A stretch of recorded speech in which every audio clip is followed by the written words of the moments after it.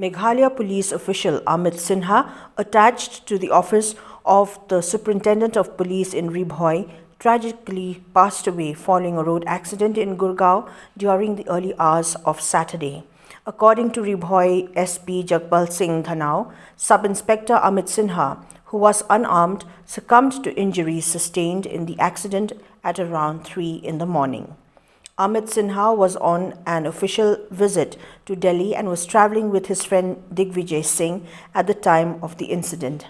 As per Singh's statement in the FIR, they had stopped to eat at Sector 58 in Gurgaon and were returning in the vehicle which Digvijay was driving when another vehicle rear-ended them, causing the accident. Amit Sinha was pronounced dead by the medical officer at Sanar International Hospital in Gurgaon, while Digvijay sustained multiple injuries and is currently receiving treatment at the same hospital.